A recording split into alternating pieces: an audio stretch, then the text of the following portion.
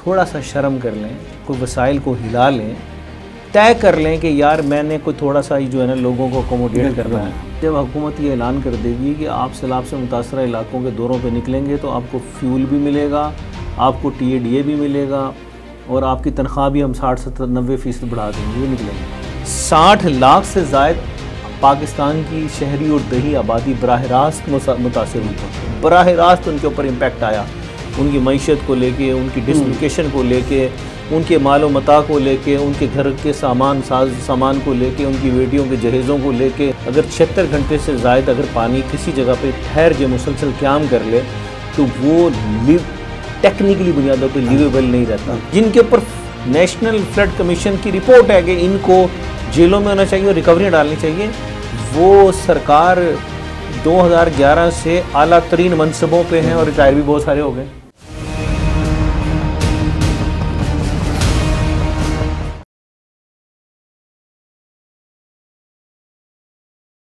बिस्मिल्लाहिर्रहमानिर्रहीम। नाज़रीन अस्सलाम वालेकुम, मैं हूं मोहसिन तरीन और आप देख रहे हैं प्रोग्राम का बदलेगा पाकिस्तान।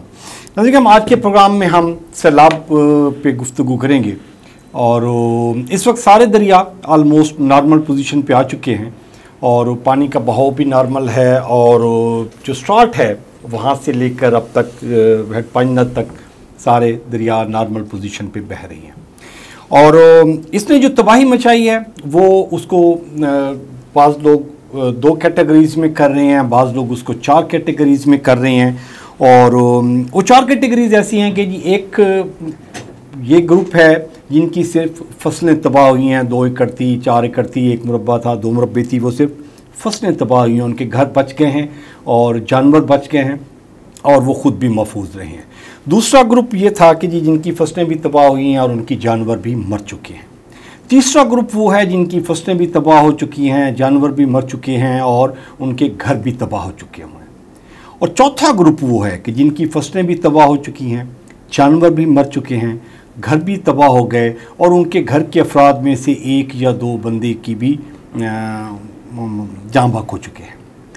तो ये 4 कैटेगरीज़ की रेमेडी कब होगी, कौन करेगा और इसके लिए कोई मॉडल बनाया जा रहा है कि नहीं बनाया जा रहा। हम मैनेजमेंट पे बात करेंगे इस पे कि इसको कैसे मैनेज किया जा सकता है। इस इश्यूज़ को जो कुछ होना था वो तो हो चुका, हम इसको मैनेज कर सकते थे, नहीं कर सकते थे, ये तो एक अलग डिबेट है। ये तो इसको बाद में किसी टाइम के लिए रख छोड़ना चाहिए कि जी हमने दरिया के रास्ते पे कॉलोनियाँ बना दी, आबादियाँ हो गई और इसमें ये हो गया वो हो गया, बंद पहले तोड़ लेना चाहिए था, बंद बाद में तोड़ लेना चाहिए था, ये सड़क तोड़ लेनी चाहिए थी, ये नहीं तोड़नी चाहिए थी। जो कुछ होना था वो तो हो चुका। अब हमने क्या करना है, अब जो गवर्नमेंट है वो क्या प्लान कर रही है, NDMA क्या कर रही है, पॉलिटिकल जो वर्कर्स हैं वो क्या कर रहे हैं, इस पे आज हम गुफ्तगू करेंगे। और हमारे साथ हैं जी सीनियर जर्नलिस्ट हैं जी यासिर शेख साहब। सर आपको वेलकम करते हैं। बहुत शुक्रिया मोहसिन, बहुत शुक्रिया सर जी। ये बड़ा डिस्टर्बिंग इशू है जी। पूरी कौम जो है ना जी वो इस वक्त जिस एरिए में ख़ुसूसन ये फ्लड की तबाहियाँ हुई हैं वो तो बहुत सर खौफनाक, और बहुत सारे लोग इस पर अपनी कंट्रीब्यूशन भी कर रहे हैं, अपनी मदद आपके तहत भी बहुत सारे कर रहे हैं, बहुत सारे मुखियर हजरात भी इसमें पार्टिसिपेट कर रहे हैं। लेकिन रिलीफ़ का अमल जैसे होना चाहिए था वैसे नहीं है। जैसे हम 2010 में अगर हम देखते हैं तो वहाँ पे प्राइवेट भी बहुत सारी रिलीफ कैंपेन शुरू हो चुकी थी, तो इसमें अभी तक वो नहीं है। अभी हर 15 मिनट के बाद कहीं ना कहीं कोई फैमिली कैमरे के सामने खड़े होकर वो कह रही होती है कि ये हमारा घर तबाह हो गया और हमें ये नहीं मिला, हमें ये नहीं मिला। तो इस सिलसिले में क्योंकि आप बड़ा डीपली पिछले 10-15 दिन से ये इसको कवर कर रहे थे, वज़ीर आला साहब की भी दौरे को कवर किया आपने, बाकी पॉलिटिकल फोर्सेस भी इसमें मूव कर रही हैं, तो क्या इसको आप पूरा एनालिसिस अगर करें, हम पहले फ्लड को डिस्कस कर लें, उसके बाद फिर हम रिलीफ एक्टिविटीज़ और रेमेडी की तरफ जाते हैं। मोहसिन साहब, जो ये सूरत हाल है ये पाकिस्तान की तारीख़, अगर आप क़याम पाकिस्तान से लेकर अब तक की तारीख़ के जितने भी सैलाब हैं उनका और इसका मुकाबला और मुआवजा करेंगे तो ये उन सब के मुकाबले में एक इंतहाई होलनाक फ़ेज़ में आप दाखिल हुए। जो मौसमी तग़य्युरात इसमें शामिल हाल रहे, बारिशों का इंतहा से ज़्यादा आ जाना, यानी कि इस वक्त जब हम बात कर रहे हैं तो 11वां स्पेल स्टार्ट होने को है जो है इसके मानसून का, और जो क्लाउड ब्रस्ट सिचुएशंस हैं जो चश्मे फल्क ने पहले कभी नहीं देखी थी पाकिस्तान में रहने वालों ने, कि इतने बड़े पैमाने पे तबाहियाँ होंगी कि अचानक जो है 30 सेकंड का ब्रेक भी नहीं आपको मिलेगा, कि 30 सेकंड के अंदर आनन फानन सफ़े हस्ती से जो है पूरी आबादियाँ मिट जाएंगी, और कई टनों वजनी मनों वजनी जो है पत्थर रूल आउट होके उड़ते हुए जनाब आपकी आबादियों को निगलते चले जाएंगे, सब कुछ तहस नहस तबाह बर्बाद हो जाएगा। ये तो खैबर पख्तूनख्वा के अंदर जो तबाही के मंजरनामे आपने देखे। फिर आगे चल के कुछ अभी उसके ज़ख़म इतने हरे थे, अभी ये नहीं कि उनके ऊपर से हम लाशों को कौम नहीं निकाल पा रही थी, वो पत्थरों मनो मिट्टी के नीचे दबे हुए थे। एक और होलनाकी जो है कुदरत ने फिर हमारी मतलब के साथ एक, यानी कि मैं अगेन सेइंग कि ये अल्लाह को पता कि इसके क्या इसके जब हम कहते हैं कि हर काम में बेहतरी होगी तो वो क्या, तो हमारे लिए क्या बेहतरी हो सकती है। यकीनन कामिल ईमान और यकीन है कि इसमें अल्लाह ताला ने ज़रूर पाकिस्तान के लिए और पाकिस्तान के अवाम के लिए बेहतरियों के सामान इसमें छुपा के रखे होंगे कुदरत ने ख़जाने इसमें, लेकिन बज़ाहिर इंसानी और बशरी तकाज़ों से ये एक बहुत बड़ी पैथेटिक सिचुएशन है। तो आप आगे चल के देखते हैं कि वो दरिया जो 1970 से दरिया कम और आबादियों में कन्वर्ट हो चुके थे, 3 नस्लों का सफ़र है कि 3 नस्लें 1970 से लेकर 2025 तक अगर आप कैटेगराइज करें तो 20 साल के ऊपर एक नस्ल कंसिस्ट करती है, जो आप एक जो जदीद मॉडर्न जो आप एरा डेवलप करते हैं नस्ल का, कि भी कितनी नस्ल का जो दौरानिया है, तो वो 20 साल अमूमी तौर पर बताया जाता है कि 20 साल के बाद नेक्स्ट जनरेशन कॉल करना शुरू कर देते हैं आप।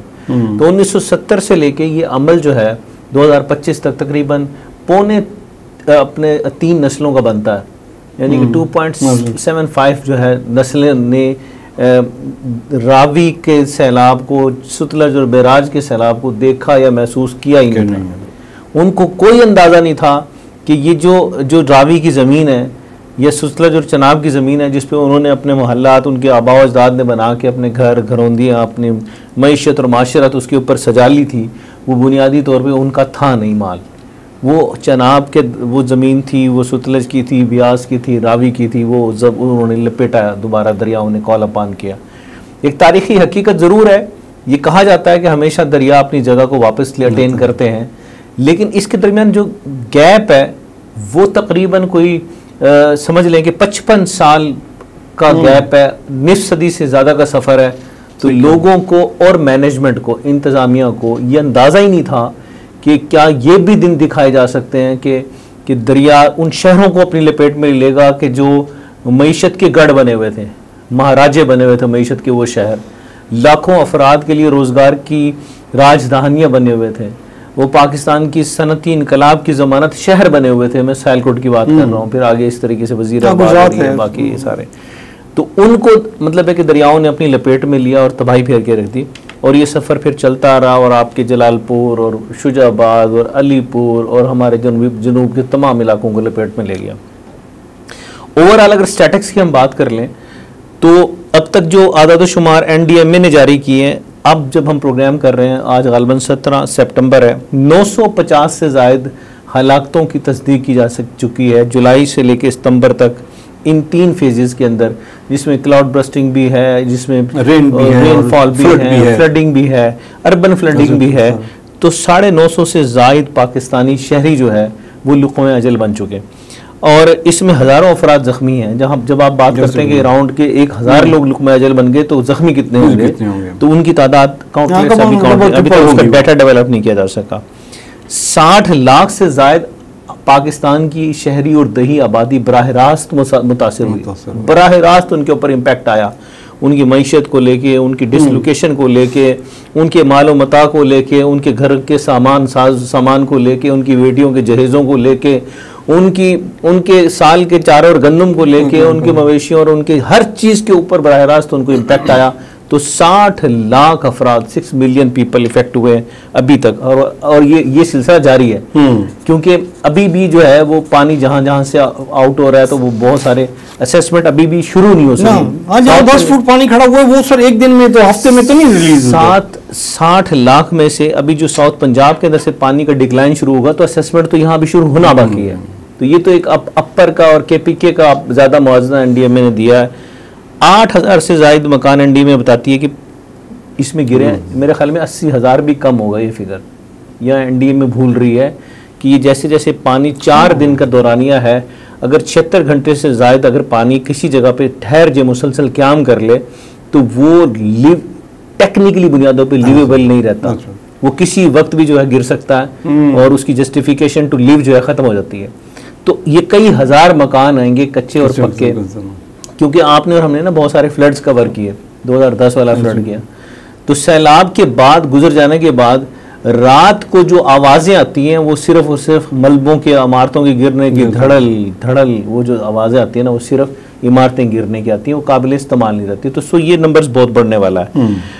मवेशी, लाइव स्टॉक जो पाकिस्तान की मईशत का एक बड़ा हिस्सा, आपकी मेरी ग़िज़ा की ज़रूरियात, मुल्क की ग़िज़ाई ज़रूरियात का बराह रास्त ताल्लुक, लाइफ स्टॉक काफ़ी अरसे से कुछ बेहतर हो गया था, फिर ये नज़र लग गई और हज़ारों आपके लाइफ स्टॉक बर्बाद हो गए। लाइफ स्टॉक की दो किस्में, एक तो वो कि जो इसमें बह के मारा गया, एक वो कि जो जनरेशन स्पॉट्स थी वो ख़त्म हो गई, कि जो इनकी ब्रीडिंग स्पॉट्स थे, जो इनकी चारागाहें थी, वो खत्म हो गई।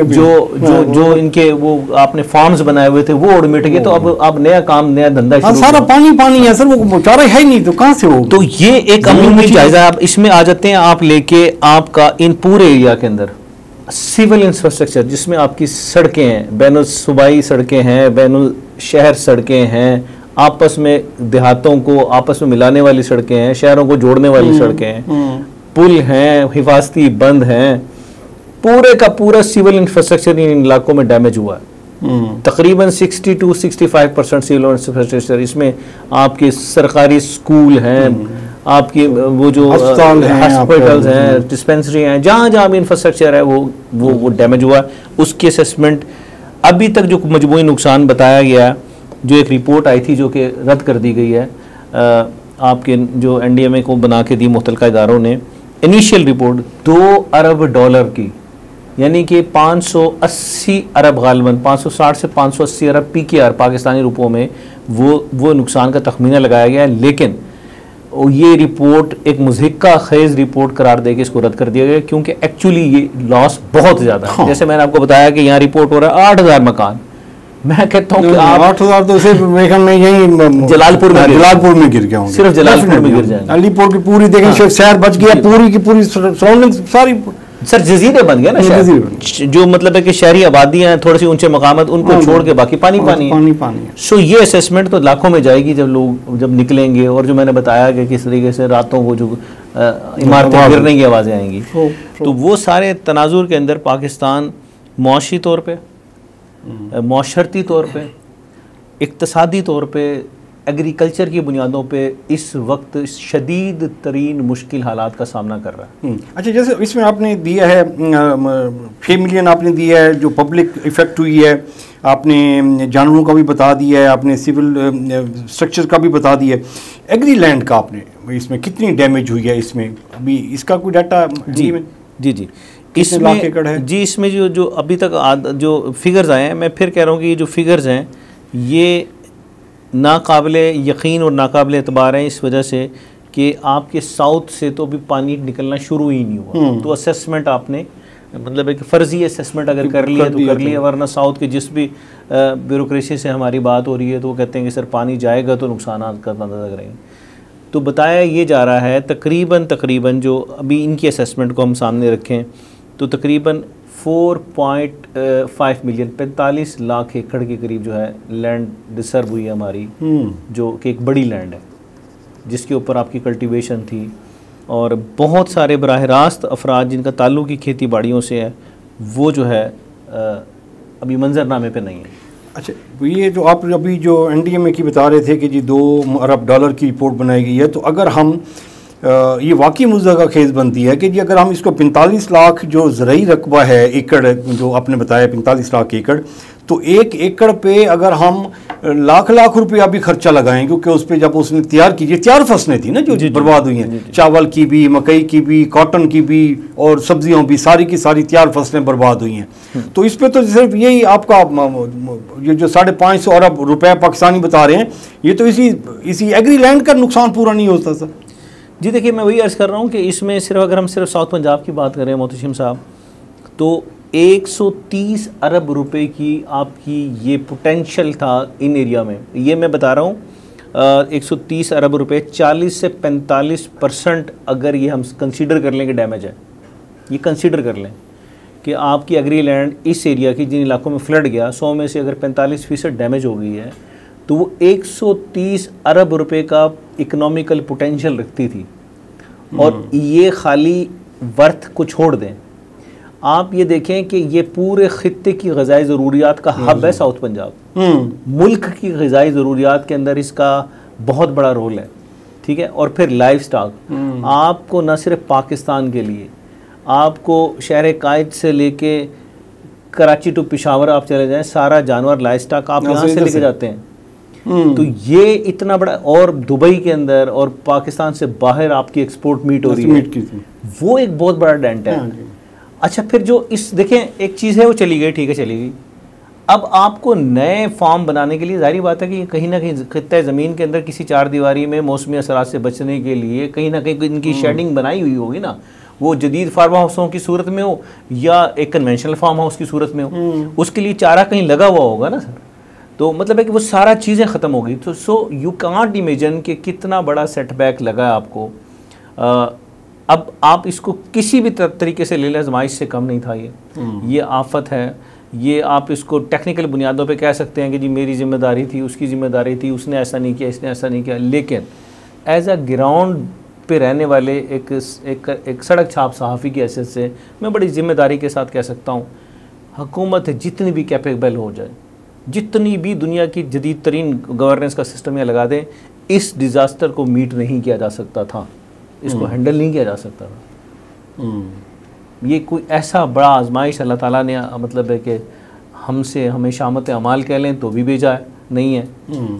और फिर मेरा मानना है, क्योंकि हम 2010 के फ्लड्स को देखते रहे, बाकी को हमने देखा कि जिन इलाकों में कभी कोई एक तसव्वुर नहीं था कि एक पत्ता भी हरा निकलता, वो अब लहलाते सरसब्ज खेतों में तब्दील हो गई है। अल्लाह ने डायनामिक्स ही ज़मीन की बदल दी, ज़मीन की साख्ती को चेंज कर दिया कि पत्थरों से उग रहा है आपके लिए चारा।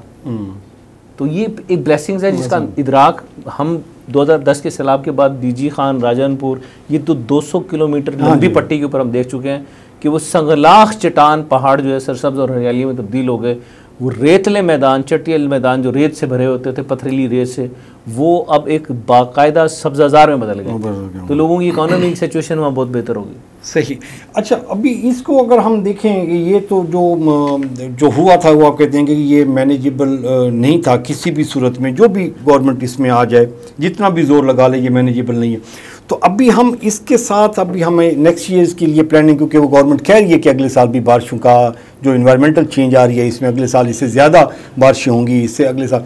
तो ये जो 3 दरियाओं ने इस वक्त हमारे मुल्क में तबाही मचाई है, जितना ये अरबों डॉलर का, मतलब 4, 5, 6 अरब डॉलर का नुकसान हुआ है, इसमें चनाब है, रावी है, सतलुज है, 3। तो ये तीनों दरियाओं में पानी छोड़ा गया है इंडिया से बाई एग्रीमेंट। दरिया उनके पास से, उन्होंने पानी रोकना था अपने ज़रूरत, जब वहाँ से ज़्यादा हो गया तो उन्होंने पानी छोड़ दिया। अभी यहाँ पे जो डैमेज आएंगे, एक स्कूल ऑफ थॉट ये कहते हैं कि जी हमने, क्योंकि दरिया का जो रास्ता था उस पर हमने आबादियाँ बना दी हैं सारी की सारी, तो जिसकी वजह से वो सारी तबाही मच रही है। तो हम अगर दरिया को रास्ता नहीं देंगे, उसका पैसेज क्लियर नहीं छोड़ देंगे कि जी आता जाए पानी निकलता जाएगा, मतलब पहले भी सदियों से पानी आता रहा है, उसमें गुजरता रहा है, लेकिन जब हम कॉलोनियाँ बना देंगे, वहाँ पे हम इंफ्रास्ट्रक्चर बिल्ड कर लेंगे, तो वो फिर तबाही मचेगी।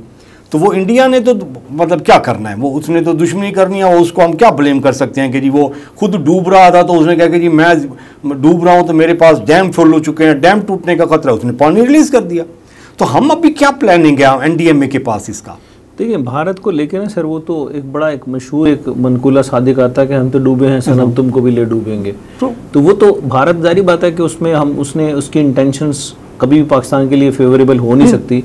जहां वो ज़रूरत महसूस करेगा कि ये चीज़ें उनकी ज़रूरत से काफ़ी हैं और पाकिस्तान के लिए वो अज़ाब मुसल्लत कर सकता है, वो तो करेगा। देखें मोहसिन साहब, करना क्या होगा अब, व्हाट टू नेक्स्ट। अब इसका मातम कर लें तो आप, मतलब है कि ये 900 जाने वापस नहीं आ सकती, मतलब आप और मैं सुबह शाम रोते रहे, वो करते रहे, ये नहीं है। जो तबाही होनी थी वो तो होगी, जो मतलब आप इसकी पूरी डिटेल के ऊपर, मतलब है अब मामला ये है कि व्हाट नेक्स्ट। और मौसमियाती तब्दीली का जो नारा 10 साल से हुकूमतें मतलब है कि इंटरनेशनल इदारे आपको अवेयर कर रहे थे, हमें तो उस वक्त प्लान कर लेना चाहिए था। हमारे यहाँ तो ये है कि हमने मतलब है कि हम वो बदकिस्मत कौम है कि हमने कागज़ों में, ख्यालों में, मीडिया के इश्तिहारात में तो बिलियन ट्रीज़ लगाए हैं। वो बिलियन ट्रीज़ का आलम ये निकला कि वहाँ से जनाब जितनी बड़ी तबाही फिरी है कि वो वरना। अच्छा, एक फैक्टर ज़रूर है, आप इनका एरियल व्यू देखें पूरे पाकिस्तान में जहाँ जहाँ भी इफेक्ट हुआ, आप एरियल फुटेजेस देखें तो आपको लगेगा कि कितने कम आपके पास दरख्त थे, जंगलात थे, और अगर खुदा ना खास्ता ये थोड़े बहुत बच गए, अगर ये भी ना होते तो होता क्या। आप जिन एरियाज़ के अंदर कुछ आपको लग रहा है कि यार सेफ्टी है, तो वहां आपको ग्रीनिश नजर आएगा। एरियल व्यू में देख लें कि वो इलाके ग्रीन बेड बने हुए हैं तो इसलिए बच गए, यानी कि दरख्तों ने आपको वहां बचा लिया। सो नेशनल पॉलिसी आपको बनानी पड़ेगी कि भाई कोई भी एग्री लैंड्स को आप डोंट कन्वर्ट इनटू द मतलब आबादियों में ना उसको डालें। ये आपको नेशनल पॉलिसी बना ली है, इस पर अमल दरामद ज़रूरी है। आपको कानून फॉर ऑल करना पड़ेगा, मतलब मेरे लिए कानून कुछ और, आपके लिए कुछ और नहीं, लॉ फॉर ऑल हो। और ये एक संगीन हीनियस क्राइम डिक्लेयर होना चाहिए कि भाई आपके जो जंगलात हैं उसको कोई नुकसान पहुंचाए। सर दुनिया से लकड़ी इंपोर्ट कर लें, आपने ज़रूरी अपने वतन की लकड़ी काटनी है जबकि आपको ज़रूरत भी बहुत है। आप दुनिया में मतलब चाइना से लकड़ी ले आएँ, कहीं से ले आएँ, दुनिया में हर चीज़ आप ला रहे हैं ना। सो पाकिस्तान की बुनियादी अगर ज़रूरतों में लकड़ी के फर्नीचर का इस्तेमाल बहुत ज़रूरी है तो भाई मंगवा लें आप। दुनिया की फाइनेस्ट लकड़ियाँ, दुनिया के बड़े बड़े आपको दे देंगे, दुनिया की हर चीज़ आपके पास आ जाती है। सो आप यहाँ तो बैन करें ना, इस वक्त ज़रूरी है।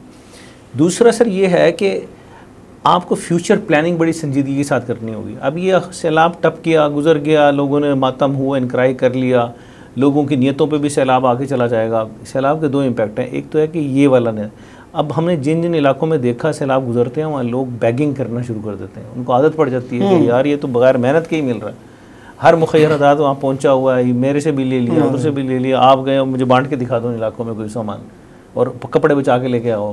तो नियतों में भी सैलाब आते हैं, अल्लाह होता है। सो गवर्नमेंट को इस सिचुएशन से भी बचने के लिए फ़ौरन इनको इस्टेब्लिश करने के लिए जंग लगानी पड़ेगी पूरी की पूरी, जैसे वॉर फुटिंग जिसे हम कहते हैं कि वॉर फुटिंग इनिशिएटिव्स की ज़रूरत है। There is no need to wait and see, आपको फौरी की फौरी, आपके पास टाइम बहुत कम है। टाइम इन सेंस में गवर्नमेंट के टाइम पीरियड की बात नहीं है, नेशनल पॉलिसी बनाने की ज़रूरत है कि भाई आपको क्लाइमेट चेंज की पूरे का पूरा पता, अब तो अल्लाह ताला ने इतना करम कर दिया कि अल्लाह ने इतने वसाइल दे दिए आपको सोचने और समझने की, इंसानी शोर को तरक्की दे दी कि आपको आने वाले 5-6 सालों की फोरकास्टिंग का पता है कि कैसे वेदर होंगे, आप प्लानिंग करें। फिर जो जिस तरीके से मनसूबाबंदी की जा सकती है वो आबी ज़खायर बना के, ये भाई निकल आएंगे काला बाग डैम, ये पीला बाग डैम, ये नीला बाग डैम, और भाई आप डैम्स बना लें, उनके नाम बदल दें, आपको ज़रूरत है पाकिस्तान को, ठीक है। वो उसके लिए ज़िद किया भाई ठीक है एक जगह के आप मुफ्त का फड्डा पड़ना किसी और जगह पे बना लें। एक बड़ा डैम बनाने के ऊपर मतलब पूरी कौम तकसीम होती है तो भाई छोड़ दें, क्या और बना लें और छोटे छोटे बना लें ताकि वो छोटे छोटे स्प्लिट कर दें मुख्तलिफ जगहों पे ताकि ज़रूरियात सबकी पूरी हो जाए। सो इसलिए ये बड़ा इंपॉर्टेंट है। आपको बाकी सारे आनियाँ जानियाँ तो तुम कह रहे हैं ना मेरी आनियाँ जानियाँ देख, तो बस साखी सारी आनियाँ जानियाँ हुकूमत को ज़रा कम करके ना फिजिकल करना पड़ेगा। और अगर डिपेंडेंट ये रहे सिर्फ ब्यूरोक्रेसी के ऊपर, तो ब्यूरोक्रेसी ने तो ना पहले कभी कुछ किया ना आप करेगी, उनके तो मज़े आ गए भाई, मतलब अनऑडिटेबल फंड चल रहे हैं उनके। मरीम नवाज़ का हुक्म है कि जी कुछ भी मतलब तकलीफ़ नहीं पहुंचनी चाहिए लोगों को, तो भाई उस तकलीफ़ का अजाला के लिए पैसे चाहिए, पैसों के लिए उसने कहा बोरियों के मुंह खोल दे। मज़े लग गया ब्यूरोक्रेसी के। वो तो जनाब जो भी है जी मतलब हंगामी सिचुएशन है जी, ये भी लगा दो वो भी लगा दो, मतलब एक लूटा मारी भी। सो एक ऐसा मुनज़्ज़म पॉलिसी कि कौमी ख़जाने का भरपूर इस्तेमाल और बेदरेग इस्तेमाल में फ़र्क करना, मोस्ट इफेक्टिव वे में जाए कि जिसका फ़ायदा हो, वरना तो आप इनको पहले टांगे कि उनको ज़रा ऑडिट कराएं ना जी कि जो फ्लड बंद जो है जिनके ऊपर अरबों रुपए के पत्थर डाले गए थे और वो ब्रीच कैसे हो गए, उनको पकड़ के टांग दें, प्रेसिडेंट सेट करें कि 2-4 को आप सुतरा CCD के हवाले करें ना, नेफे में पिस्तौल चलाएं उनके, ठीक है ना जी। देखिए मामला कैसे ठीक होते हैं ताकि अगले इंजीनियर को, चीफ इंजीनियर को पता होगा नेफे में पिस्तौल चल जाएगा मेरे, देना जरा CCD को टास्क। सही सर देखें ये भी जिना है कौम के साथ, संगीन किस्म का, कि उनको बर्बाद कर दिया आपने, मार दिया आपने, लूट मार कर ली। तो ये उस जिना से तो खौफनाक एक्ट है जो आप मतलब है कि सीसीडी मतलब नेफे में पिस्तौल चला रही है, तो इनकी पिस्तौल चलनी चाहिए। दें जरा मरियम नवाज जरा टास्क इनको। तो इसमें एनडीएमए को किसी हद तक जिम्मेदार ठहराया जा सकता है कि जी आप डिज़ास्टर मैनेजमेंट एक आपका पूरा एक इदारा है जी, वो इसके सिलसिले में देखिए 2008 से वो एग्जिस्ट करता है, 17 साल हो गए हैं। तो इसमें अगर कोई जल्जला आता है, कोरोना आ गया और इसमें ये वाला फ्लड आ गया, तो इसमें उसने कोई प्लानिंग करनी है इसमें कि जी मैंने अगले 2 साल में जो आप बता रहे हैं कि जी हम क्या करें, डैम बनाएं, दरियाओं के रस्ते को क्लियर करवाएं, बंद को मजबूत करवाने हैं जहाँ पे ये सारी करप्शन हो रही है, इसको हमने, या गवर्नमेंट ने खुद ही किसी और के थ्रू ये सारी इम्प्लीमेंटेशन कर, मतलब कानून बन गया जी, पॉलिसीज बना दी, अब क्या करेंगे? मोहतशिम भाई बात सिर्फ इतनी सी है कि आप लफ्जी जमा खर्च से जब तक खुद को बाहर नहीं निकालेंगे, वो किसी भी दौर की हुकूमतें हों वो आवाम के दुखों का मदावा नहीं कर सकेंगे। और आप याद रखें ये जो सैलाब है ना सर, ये जैसे रूलर फिरता है ना, ये कौम पे रूलर फिर के चला गया, उसकी मईशत के ऊपर, माशरत के ऊपर, उसकी ज़िंदगी के एक जीने की होप के ऊपर। आप देखें कि रात को सब कुछ था और सुबह कुछ भी नहीं है। आप ह्यूमनली पॉसिबिलिटीज़ को ज़रा थोड़ा एनालाइज करें। खुदा ना खास्ता इस सूरत हाल से आप और मैं दो चार हूँ, हम कितना सामान कैरी कर लेंगे माँ सिवाय उनके कि मैं बेटियों को एक को यहाँ बिठाऊंगा, एक को यहाँ बिठाऊंगा, एक को सर पे बिठाऊंगा, और मैं क्या उठा लूँगा घर से? मैं तो अपने घर के डॉक्यूमेंट्स भी शायद ना उठा सकूँ इतनी मेजरेबल सिचुएशन के अंदर। तो आपको अल्लाह के वास्ते उन पे रहम करना है, इस्टेब्लिश करना है उनको, बजाय इसके कि आप उनको भिखारी मेरे टुकड़ों के, आपके टुकड़ों के मोहताज बना के रखें। आप उनको उठाएं फ़ौरन। देखें अल्लाह ने शायद इस दिन के लिए आपको हुक्मरान बनाया, आप ये फ़िक्र अपना लें, छोड़ दें बाकी सब मामलात को कि यार ये अब मेरी कौम, मेरा वजूद, मेरा जिस्म का हिस्सा है, अब इसको मैंने ये गिर गया, इसको उठाना है। सर आपकी सियासत बच जाएगी खुदा की कसम। नहीं मुझे नहीं लगता। मैंने पिछले दिनों सर एक बंदा मुझे बता रहा था कि जी वो प्रपोजल दी जा रही है कि ये जो सैलाब में जो जितनी भी इमदाद आपने तकसीम करनी है ये Benazir income support programme fund के थ्रू उस वाले पैकेज में दी जाए। यकीन करें सियासत, सिर्फ सियासत, इस पे आप और मैं बड़ा लंबा प्रोग्राम कर चुके हैं। मैं इसीलिए तो मैं मुझे जब ये बताया गया तो मैं वो एक खास पॉलिटिकल पार्टी को अपना चुके, क्योंकि हमारे यहाँ जहालत है, एजुकेशन उस एतबार से नहीं है, तो लोग देखेंगे कि यार बेनज़ीर दी पार्टी को वो डेवने पैसे थों मिल देता है, यानी कि ऐसा भिखारी जो रजिस्टर थे वो इन कार्ड दे थले थे, तो ऐसा इन बीबी को किवें पिछो करूँ, इनको किवें कण दिखाऊँ। सो सियासत, सिर्फ सियासत, और इतनी प्रागंदा सियासत कि आपने यार कौम को पता नहीं किस तरफ लेके जा रहे हैं। 98 लाख रजिस्टर भिखारी में लफ्ज़ इस्तेमाल करता हूँ, बेनज़ीर अभी ये 60 लाख जो ये हम ऐड कर लेंगे, ठीक है ना जी। जो 3500 का एजाज़ी आप दे रहे थे उनको, ठीक है, वो बढ़ा के 5000 कर देंगे, ये 4000 कर देंगे। सर इन चीज़ों से आप खुदा की कसम कौम के बोझ में इजाफा कर देंगे। आप पाकिस्तान को अगर उड़ान देनी है अल्लाह के वास्ते, इनको हौसला भी दें जो मुतासिरीन सैलाब है, इनके सर पे रियासत दस्ते शफकत भी रखे। और जहाँ तक पॉलिसियों का ताल्लुक है, आपको कंक्रीट एविडेंस डिसीजन जब तक आप मेक नहीं करेंगे, सर जिस माशरे में जज़ा और सज़ा का निज़ाम नहीं होगा ना, वहाँ सिस्टम नहीं चलेगा। 2011 सितंबर के अंदर जस्टिस मंसूर अली शाह की एक report, flood national flood commission report अगर उठा के देख लें, उसके एक पॉइंट के ऊपर मुझे अमल की दायरा दिखाएं और नताइज आपके सामने आ रहे हैं। आप उस रिपोर्ट में जब उन्हें कहा गया था कि इनको इन ऑफिसर्स को फिक्स करें, वो टॉप लाइन जिनके ऊपर नेशनल फ्लड कमीशन की रिपोर्ट है कि इनको जेलों में होना चाहिए और रिकवरी डालनी चाहिए, वो सरकार 2011 से आला तरीन मनसबों पे हैं और रिटायर भी बहुत सारे हो गए। कौम के खरबों वैसे लूट के खा गए थे, अब जनाब वो अरबों के बेनिफिट्स निचोड़ के और घर चले गए। सो जब आपके यहाँ जज़ा और सज़ा का निज़ाम नहीं होगा, जब यासिर ये गलती करता है उसको पनिशमेंट नहीं मिलेगी, तो भाई आप यासिर को गेटवे कर रहे हैं कि आप लेट देम गो यार, खेल खुद के। तो बहुत इंपॉर्टेंट है आपको जो पॉलिसियाँ बनानी है उसको अमल दरामद पे यकीनी बनाने के लिए भी कानून को सख्त करने पड़ेंगे। ठीक है। अच्छा, अभी अगर हम इसको देखेंगे कि इसमें सैलाब के जो रिलीफ एक्टिविटीज़ हैं, इसमें जो मुखय्यर हजरात हैं वो तो ऑन देयर ओन वो थोड़ा बहुत कंट्रीब्यूट कर रहे हैं, तो पॉलिटिकल फोर्सेस के जो पार्टी के जो इस वक्त मुस्लिम लीग नून के, पीपल्स पार्टी के, जो पीटीआई के हैं, तो इनको भी कहीं आपने देखा है कि जी इस रिलीफ की एक्टिविटीज़ में, क्योंकि पिछले दिनों वो सलमान अकरम राजा आए हुए थे तो वो पीटीआई के तो वो बहुत सारे बंदे वो निकल के बाहर आ गए। मैंने तो पोस्ट भी की हुई थी, मैं कि सलमान अकरम राजा का शुक्रिया कि हमें ओन बप्पी और वसीम बादुज़ई और नदीम कुरैशी की शक्ल देखने को मिल गई, अवाम को भी और हमें भी। तो ये शो ऑफ के लिए भी नहीं निकल रही अभी तक कोई, ऐसा नहीं आमिर डोगर हो गया, जैन कुरैशी कहीं पे भी अपने अपने इलाके में जाके ये कोई रिलीफ एक्टिविटीज़ शुरू कर दें।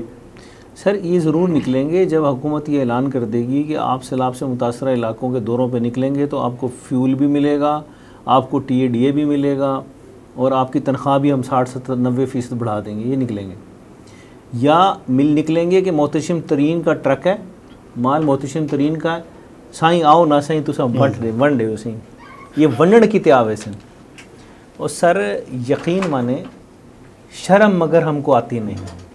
मतलब ये कि आप इनके वोटों से मतलब कहाँ से कहाँ पहुँच गए दुनिया में। म्यारे ज़िंदगी आपके बच्चे अमेरिका चले गए, यहाँ चले गए, वहाँ चले गए, दुनिया की आला तरीन आसाइशों के आप अंबारों के नीचे दबे पड़े हैं और बिलाखिर मौत की कड़े में चले जाएंगे, गिर जाएंगे इन्हीं हालात में।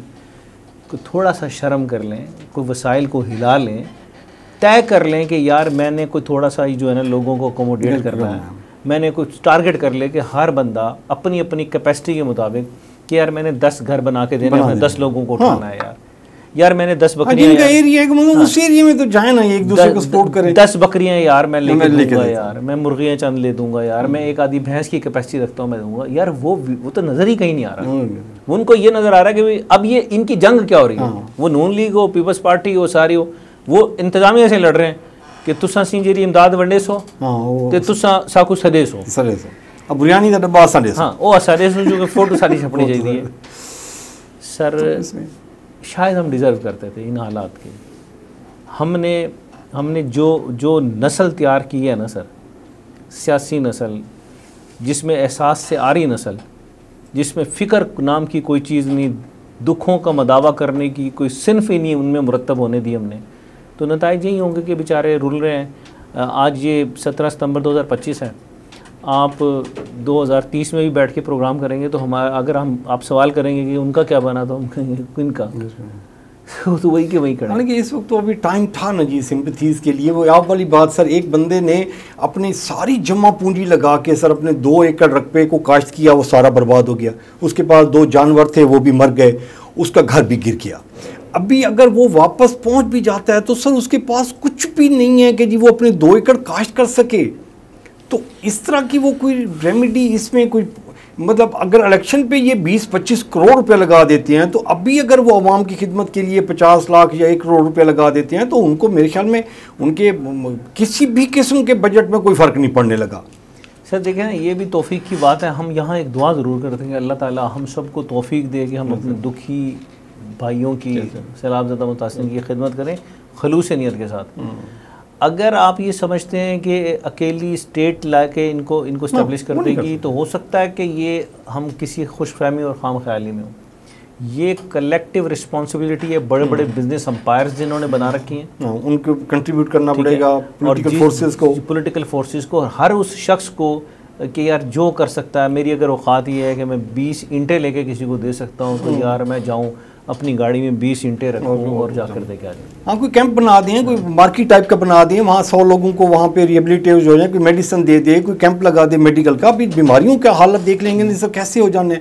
फूड नहीं है उनको, बच्चे बेचारे छोटे हैं, कोई टेम्परेरी कोई स्कूल बना दिया जाए। तो इस तरह की एक्टिविटीज़ करनी पड़ेंगी। वो आप वाली बात की टाइम नहीं है हमारे पास। अगर हम वेट एंड सी करते रहेंगे तो फिर तो बहुत टाइम लग जाएगा। बहुत मुश्किल हालात है। बस अल्लाह ताला से ये दुआ है कि अल्लाह ताला ये दुख भी आपने दिया, इसके अजाले भी आप करें, हिम्मत भी वही दी हमें अता करे कि इसको बर्दाश्त करने के लिए। जैसे साहब आपके टाइम का जी बहुत शुक्रिया। नाज़रीन करम, ये था हमारा आज का प्रोग्राम। और आपसे एक ही रिक्वेस्ट है कि अपने एरिए में जहाँ जहाँ भी फैक्ट्रीज़ हैं जिनका लॉस हो चुका हुआ है उनके साथ ज़रूर खड़े हों। अपना और अपने प्यारों का ख्याल रखिएगा। बहुत चिंतन को इजाज़त दीजिए। अल्लाह ने की बात।